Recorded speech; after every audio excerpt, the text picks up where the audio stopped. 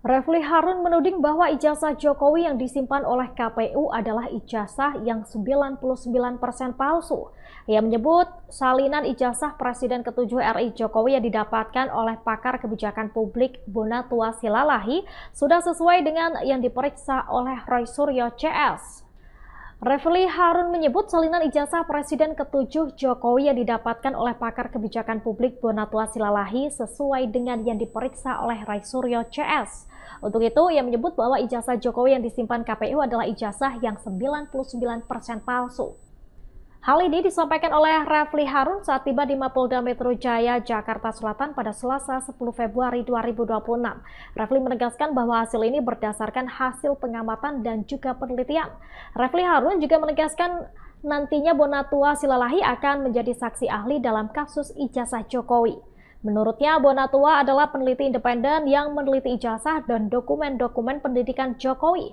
Refly menegaskan bahwa salinan yang diterima oleh Bonatua identik dengan ijazah yang diserahkan dan dilegalisir Joko Widodo. Menurut Refly, ijazah milik Jokowi yang merupakan salinan KPU harusnya sama dengan yang diperlihatkan dalam gelar perkara. Ia kemudian menyinggung ijazah yang diserahkan kepada KPU pada Pilpres 2014 dan 2019. Ijazah itu juga punya kesamaan dengan ijazah Jokowi yang diunggah Dian Sandi kader PSI. Untuk itu, ijazah itulah yang diteliti Roy Suryo CS. Refly lantas menyimpulkan bahwa ijazah yang dipegang oleh Bonatua Silalahi 99,9% palsu. Bismillahirrahmanirrahim. Terima kasih Yang Mulia Profesor Saldi Isra, Yang Mulia Dr. Ridwan Mansur, dan Yang Mulia Dr. Adis Kadir. Selamat menjalankan tugas sebagai Hakim MK yang baru. Permohonan kami terhadap beberapa pasal dalam Undang-Undang ITE dan KUHP, baik KUHP lama maupun KUHP baru. Nanti ada reasoningnya kenapa kami masih menyertakan KUHP yang lama. Yaitu pasal 310 ayat 1 KUHP yang lama, kemudian pasal 311 ayat 1 KUHP yang lama, kemudian yang barunya adalah pasal 433, kemudian 434 ayat 1. Kemudian juga kami mengajukan beberapa pasal dalam Undang-Undang ITE, Informasi dan Transaksi Elektronik, yaitu pasal 27A, kemudian pasal 28 ayat 2, nanti ada catatan terhadap pasal 28 ayat 2, kemudian pasal 32 ayat 1 dan ayat 2, serta terakhir pasal 35.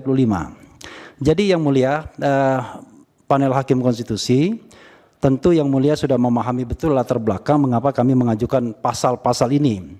Karena pasal-pasal inilah yang dikenakan kepada trio yang ada di depan kami sebagai prinsipal, yaitu Roy Suryo, Rismon Sianipar, dan Dr. Tifauzia Tiasuma. Beliau bertiga untuk sementara ini ditersangkakan dengan pasal-pasal ini. Pasal 310, pasal 311, pasal 27A, pasal 28 ayat 2, pasal 32 ayat 1 ayat 2, dan pasal 35. Dan kami menganggap bahwa pasal tersebut justru ketika dikenakan kepada beliau itu melanggar ketentuan konstitusional. Makanya kita bawa normanya ke tingkat konstitusi. Ada 3 alat uji yang kami kemukakan, yaitu undang-undang. Sorry. Ini kalau begitu kewenangan mahkamah dianggap sudah diucapkan ya, disampaikan ya. Karena ya, mahkamah pasti berwenang. Iya, tapi legal kan standing Pak pasti Refly, diterima. tunggu dulu, jangan cepat-cepat. Ini kan kalau ditegur hakim nanti bisa rusak juga Pak Refly. Pelan-pelan. Kewenangan mahkamah dianggap selesai. Nah, sekarang Bapak jelaskan legal standingnya di mana, begitu ya. Jangan melompat-lompat Pak. Orang belum legal standing udah sampai ke pokok permohonan Bapak ini. Terima kasih Yang Mulia Hakim Konstitusi. Pertama, kewenangan Mahkamah Konstitusi sudah kami anggap bacakan ya. Kemudian kedudukan hukum, legal standing pemohon. Jadi bahwa beliau bertiga ini ya, permohonan ini diajukan oleh pemohon pertama adalah Dr. Tifauzia Tiasuma, kemudian Dr. Roy Suryo, Dr. Rismon Haseholan Sianipar. Mereka bertiga ini adalah warga negara Republik Indonesia yang kebetulan mereka ada profesi masing-masing. Salah satunya adalah mereka adalah peneliti. Jadi sudah banyak produk penelitian mereka. Kalau pemohon pertama Dr. Tifauzat Yasuma saat ini secara paralel sedang menyelesaikan S3 di 2 tempat sekaligus, yaitu FISIP Unpad dan Kedokteran UI. Jadi, Pak Refli, yang ada dalam permohonan aja dijelaskan terlebih dulu. Oke. Kemudian Roy Suryo ini adalah Roy Suryo warga Indonesia wira swasta, kemudian Dr. Rismon adalah dosen. Kemudian kewenangan Mahkamah Konstitusi sudah saya bacakan, kedudukan hukum, legal standing pemohon.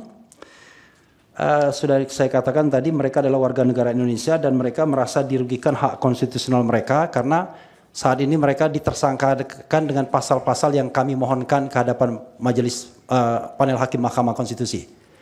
Adapun pasal-pasal yang dimohonkan dalam pokok permohonan adalah sebagaimana yang sudah saya sebutkan tadi, Yang Mulia Hakim Konstitusi, pasal 310 ayat 1 KUHP, pasal 311 ayat 1 KUHP, pasal 433 ayat 1 KUHP, ayat 1 Undang-Undang 1 2023, pasal 434 ayat 1 Undang-Undang 1 2023, pasal 27A Undang-Undang Informasi dan Transaksi Elektronik, pasal 28 ayat 2 Undang-Undang Informasi dan Transaksi Elektronik, serta pasal 32 dan pasal 32 ayat 1 dan ayat 2 dan pasal 35 Undang-Undang Informasi dan Transaksi Elektronik.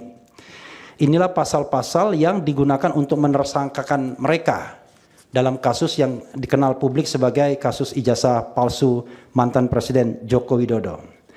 Adapun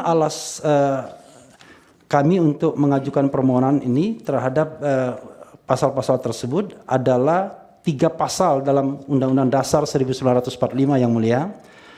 Pertama adalah pasal 28D ayat 1 UUD 1945. Setiap orang berhak atas pengakuan, jaminan, perlindungan, dan kepastian hukum yang adil, serta perlakuan yang sama di hadapan hukum. Pasal 28E ayat 3 UUD 1945, setiap orang berhak atas kebebasan berserikat, berkumpul, dan mengeluarkan pendapat. Pasal 28F UUD 1945, setiap orang berhak untuk berkomunikasi dan memperoleh informasi untuk mengembangkan pribadi dan lingkungan sosialnya, serta berhak untuk mencari, memperoleh, memiliki, menyimpan, mengolah, dan menyampaikan informasi dengan menggunakan segala jenis saluran yang tersedia.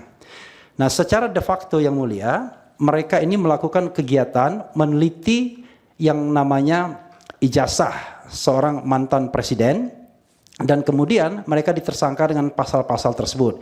Nah, kami menganggap bahwa itu adalah pelanggaran konstitusi.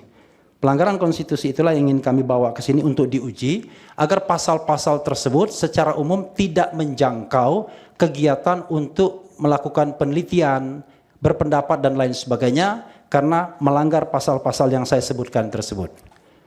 Itu inti dari permohonan kami Yang Mulia. Maka selanjutnya kami akan bacakan petitum. Jadi secara umum kami tidak meminta pasal ini dibatalkan, tetapi diberikan limitasi, tidak bisa menjangkau urusan publik atau public affairs. Jadi termasuk juga terhadap mantan pejabat, sepanjang bahwa yang dipersoalkan adalah urusan publik atau public affairs atau public interest. Download Tribun X sekarang, menghadirkan lokal menjadi Indonesia.